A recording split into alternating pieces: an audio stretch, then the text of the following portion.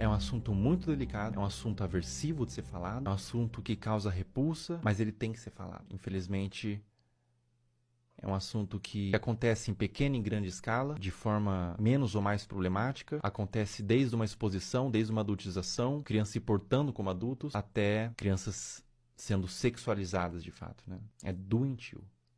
É doentio, é completamente doentio. Então eu convidei uma psicóloga que é especializada em casos de criança e quero fazer umas perguntas para ela.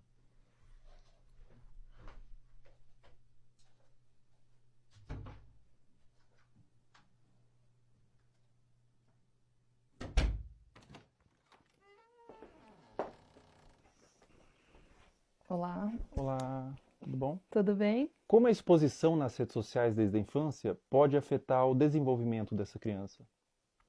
A criança, ela está em processo de formação e ela precisa aprender a diferenciar o que é privado e o que é público ao longo do desenvolvimento dela. E ela acaba sendo exposta a conteúdos de adulto quando ela está num meio midiático e em redes sociais. E aí essa separação não existe mais. Ela está sendo exposta a conteúdos que não são diretamente desenvolvidos para ela, né, especificamente.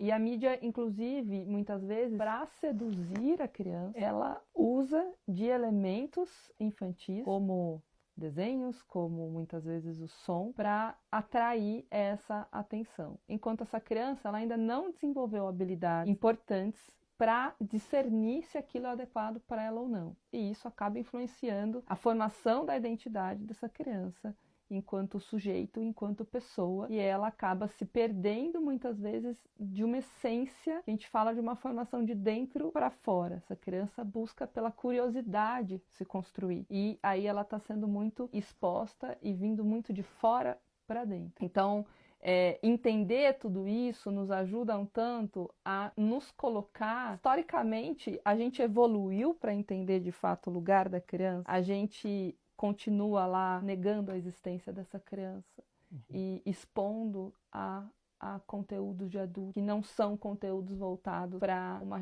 infância que seja respeitada. A partir de qual idade é recomendado que uma criança tenha acesso à internet? Até os 2 anos de idade é recomendado que ela não seja exposta à internet, a nada de tela em nenhum momento. A partir dos 2 até os 5 anos, que ela consuma 1 hora por dia, no máximo, com supervisão do adulto.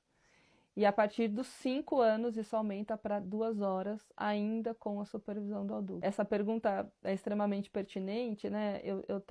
Já vivi situações no trabalho de pais dizendo, mas a criança só come se eu coloco a tela. Adolescentes que, quando a gente vai escrevendo situações ansiogênicas, com uma preocupação excessiva, a hora que eu vou olhar, vamos olhar o consumo da internet diário, são 10 horas, são 13 horas por dia.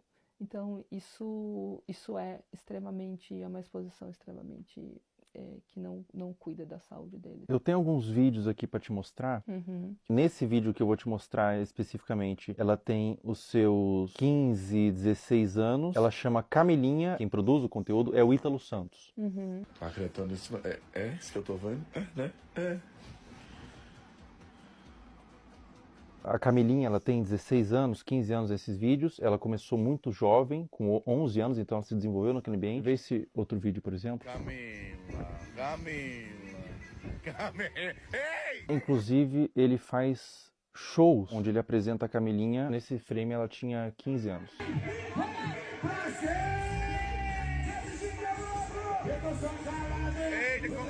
Esse último vídeo que eu vou te mostrar, a Camilinha tinha 13 anos.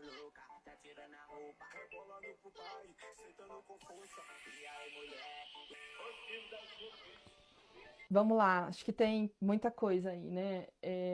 Tem claramente uma utilização da sexualidade para uma comunicação, né? E isso é um risco, uma falta de repertório, muitas vezes, que pode existir, de habilidade social mesmo. E os adolescentes aprenderem a se comunicar apenas através da sexualidade. Então, isso é um ponto muito relevante. É o rompimento, a ruptura, de fato, de um desenvolvimento que curso natural que deveria ser para as crianças e para os adolescentes. Então, essa maneira de explorar a imagem, explorar o corpo, explorar a sexualidade, ela vem de uma forma muito, muito brusca, que causa ruptura, sem dúvida nenhuma, com o processo natural de desenvolvimento, de respeito de uma criança, de um adolescente. É extremamente significativo, acho que aí também tem um conteúdo entre público e privado, e isso é extremamente problemático. E aí entra uma responsabilidade de saúde pública, uma responsabilidade midiática, uma responsabilidade parental, uma responsabilidade de adultos que estão em torno disso para proteger esses adolescentes e essas crianças. Eles não têm um discernimento claro e muitas vezes, talvez você perguntar para a própria adolescente que está sendo exposta o que ela acha disso e ela não está formada, ela vai falar, isso é legal, eu gosto, tá tudo certo isso para mim, né, para minha vida. E pode desenvolver até transtorno psiquiátrico na vida adulta. Isso é possível, né, e se comunicar através desse lugar da sexualidade. E aí você pode ter um lugar, você encontrar nessas relações apenas esse lugar sexualizado e com um valor muito, muito frágil.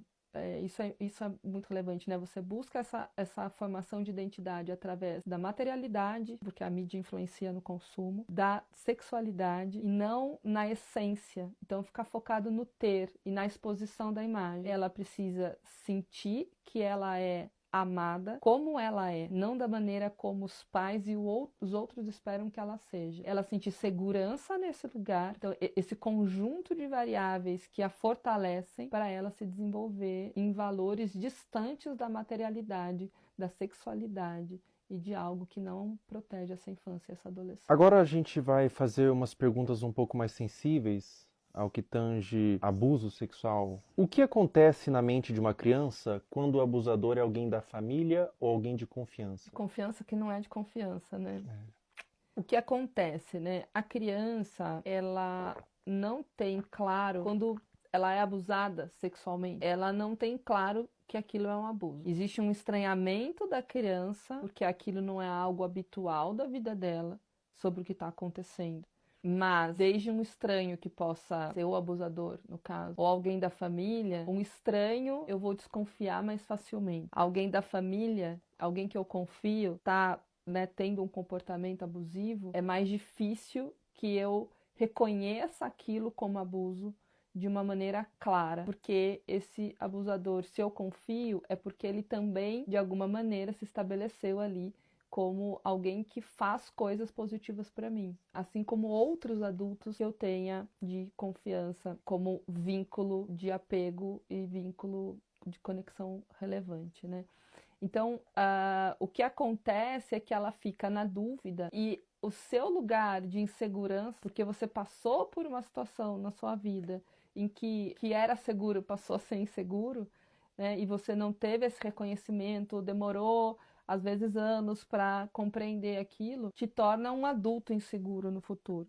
Então, a criança, ela vai ficar muito confusa, especialmente quando existe, né, dependendo da frequência com que esse abusador abusa, e às vezes ele também faz coisas positivas para essa criança. Alguém da família, por exemplo, pode abusar, mas pode fazer um prato de comida gostoso, mas pode levar para tomar um sorvete, mas pode ler uma história antes de dormir, pode fazer outras coisas que são prazerosas e relevantes para o desenvolvimento da criança. Não só emitir ali, né, ser uma pessoa que se comporta de uma maneira abusiva o tempo inteiro com essa criança. E isso traz uma dúvida para reconhecer. E quando a gente tem dificuldade de reconhecer algo, a gente tem dificuldade de nomear. E quando a gente não nomeia, a gente fica perdido sobre o que aquilo é de fato, né? Então é muito confuso para a criança porque ela deixa de estabelecer uma relação de apego extremamente saudável.